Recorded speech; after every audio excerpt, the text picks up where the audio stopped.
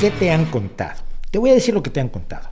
Te han contado que Vladimir Putin estaba en su trabajo voluntario que hace todas las semanas bañando perritos en una protectora de animales cuando le informaron que la OTAN estaba poniendo misiles nucleares todo a lo largo de la frontera, la pacífica frontera, entre Ucrania y Rusia.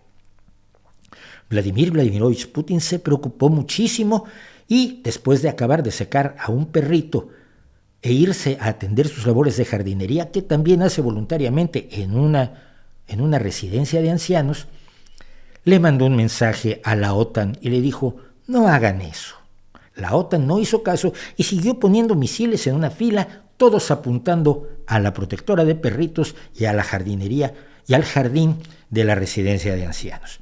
Vladimir Vladimirovich Putin dejó caer una gorda lágrima y dijo: no nos queda de otra que tratar de detener a todos esos misiles nucleares que nos han puesto en la frontera y a los nazis que han apoyado a la OTAN en esto. Y entonces, con todo el dolor de su corazón, envió a sus tropas a tratar de detener a los nazis y quitar los misiles balísticos que se habían apuntado en su contra. Esta es la historia que te han contado. Luego ya empezaron a pasar cosas como que no encontraron ni misiles ni nazis. Pero entonces empezaron a torturar a mujeres y niños a ver dónde estaban los nazis, por ejemplo. Y a los que no querían contestar, pues los mataron, por miles. Y sabemos cómo los mataron en Bucha y en Mariupol. Sabemos cómo los torturaron para que confesaran dónde estaban los nazis. Y no estaban los nazis, no estaba la OTAN. Luego la televisión rusa que hemos visto aquí decía que había muchísimos mercenarios de la OTAN peleando del lado ucraniano, hasta negros. Había un estadounidense chiflado que yo conocía en la televisión estadounidense, que ha estado de voluntario. Hay muchos voluntarios en el ejército ucraniano, como había brigadas internacionales en la República Española, no es nada extraño. Pero no hay mercenarios de la OTAN, pagados por la OTAN. La OTAN está allí, ¿no? No está. Es que unos señores les están dando armas y esos señores son de la OTAN. No, esos señores están en la OTAN, pero no es la OTAN la que está dando las armas. Se están dando otros que creen que está mal que los invadas. Está mal que destruyas las cosas. ¿Y qué dicen algunos? Bueno, no, es que Putin pensó que los misiles estaban en los hospitales y en los edificios residenciales y en los jardines donde juegan los niños, en los parques de juegos, en las escuelas, en los teatros.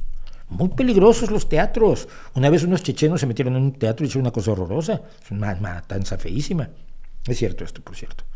Entonces, bueno, bombardeó los teatros, pero no por joderle la vida a los civiles ucranianos, sino buscando los misiles de la OTAN. A mí me parece verdaderamente alucinante que un año después haya gente que se siga creyendo la propaganda rusa. Que sabemos que es propaganda.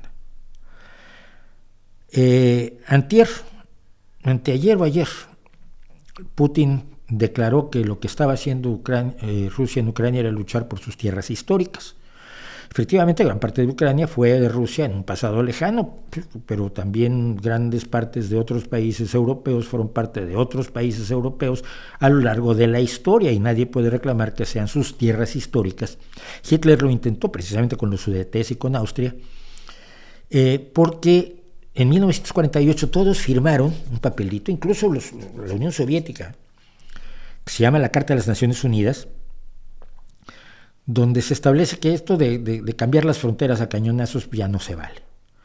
Que tenemos una historia donde nos hemos matado mucho por robarle la tierra al vecino y que vamos a tratar de no hacerlo más, ¿vale? Y entonces, para no hacerlo más, vamos a tratar de resolver pacíficamente los conflictos y no vamos a aprobar la anexión de tierras por la vía de los cañonazos. Esto lo firmó la Unión Soviética. Años después, en 1959, la Unión Soviética le entregó Crimea a la República Soviética Socialista de Ucrania. Esa República Socialista Soviética de Ucrania en 1991 se declaró independiente cuando la Unión Soviética estalló como una sandía a la que le pegas con una escopeta. Y se establecieron que las fronteras de la anterior República Soviética Socialista de Ucrania eran las fronteras de la Ucrania independiente que reconocía la Federación Rusa y allí firmó Boris Yeltsin. Y durante años, como lo hemos visto aquí, Vladimir Vladimirovich Putin dijo que las fronteras de Ucrania eran absolutamente intocables. Hasta 2014, cuando después de que los ucranianos echaron a un señor que quería reintegrarlos a Rusia, a Víctor Yanukovych, y ese señor tuvo la mala idea de matar a 100 personas en 3 días, 100 manifestantes pacíficos en 3 días. A partir de ese momento, Putin tomó Crimea militarmente, hizo un referéndum de estos referéndums que yo podría hacer uno, voto yo y ya gané. Hizo un referéndum para declarar que Crimea era rusa y empezó a pagar y a promover a un grupo de luchadores por la independencia en las regiones de Donetsk y Lugansk que forman el Donbass ucraniano. Y esta guerra se mantuvo durante 9 años hasta que finalmente Putin invadió sin ningún pretexto, sin ningún motivo, sin más razón que quererse apropiar, anexar el país a Ucrania mañana hace un año. Lo que hemos visto son historias aterradoras, crímenes de guerra espectaculares, falsedades sin fin. Y sobre todo, tristemente, hemos visto a gente que quiere creer en esas cosas por su odio a los Estados Unidos, por su odio al sistema de Occidente, que está lleno de errores y eso lo podemos discutir, pero eso no justifica que se apoye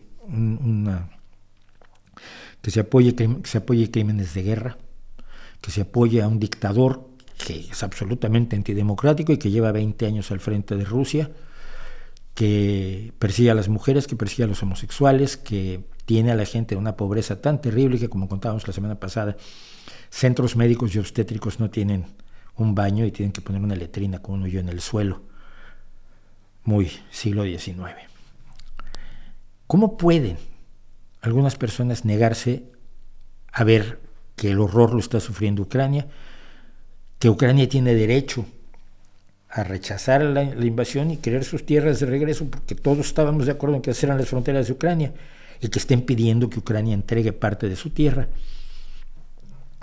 Y sobre todo que no estén conscientes de una cosa fundamental. Putin no va a parar aquí. Si ganara en Ucrania y quedarse con Donetsk y Lugansk y Crimea, es ganar, porque es obtener algo que no tenía antes, sobre todo Donetsk y Lugansk, y Zaporizhia y no me acuerdo cuál era el otro, siempre se me olvida la cuarta provincia que se ha pretendido anexar, que según las leyes de Rusia se ha anexado, según la legislación internacional no. Un triunfo de Putin es un peligro para Finlandia. Hoy en la televisión rusa, en lo que no vamos a poder ver, estaba uno de los antiguos, alguien a quien hemos visto varias veces como miembro de la Duma estatal, como diputado del Congreso ruso, pero que ahora viene de militar y con el pecho cuajado de medallas, ¿no? Diciendo que si lo que viene es Moldavia y lo que viene es el ataque a Rumania, pues se les atacará y se les atacará con todo. Están Moldavia, Rumania, Georgia y Finlandia en la mira. Putin no va a parar. No es que le interese el pueblo ruso, no es que le interese Rusia, es que le interesa la grandeza de una Rusia imaginaria. No ver esto es ser ciego.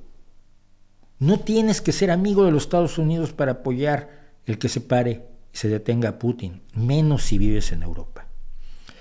Y si nada más te convence, mira, hay una historia que es la siguiente.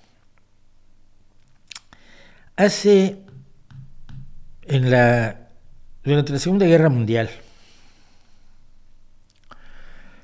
Hitler tomaba a los niños polacos después del ataque. La Segunda Guerra Mundial empieza con la invasión a Polonia por el sur de parte de Alemania y por el norte por parte de la Unión Soviética. Se lo habían repartido Stalin y Hitler, Polonia. Los niños que eran rubios, polacos, se sospechaba que eran étnicamente alemanes.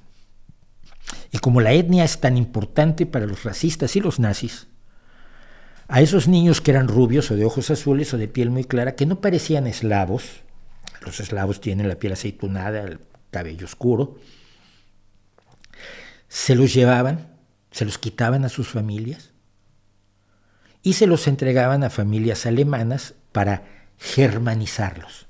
Es decir, para que olvidaran su lengua, para que olvidaran su cultura, para que olvidaran dónde habían nacido, para que olvidaran a sus padres y se hicieran buenos niños alemanes. Esto está considerado un crimen de guerra en la actualidad. Es decir, llevarte a niños y obligarlos a abandonar su herencia cultural, su etnicidad, su familia, es un crimen de guerra. Al menos 6,000 niños ucranianos han sido llevados por Rusia a instalaciones, al menos a 43 instalaciones que hay a lo largo de toda Rusia, desde el Mar Negro hasta Siberia, para ser reeducados. Es el mayor sistema de campos para niños que se ha establecido a lo largo de la historia humana, aunque se habla de cientos de miles de niños que no se sabe dónde están, pero los que se han identificado son 6,000 niños. Niños de 4 meses a 17 años que ya no tienen contacto con sus padres, y lo más infernal es que esto está a cargo de María Lavova-Balova, que es una mujer que está sancionada por Estados Unidos y es la comisionada de derechos infantiles de Rusia, y es la que se está encargando de secuestrar a los niños y repartirlos por toda Rusia.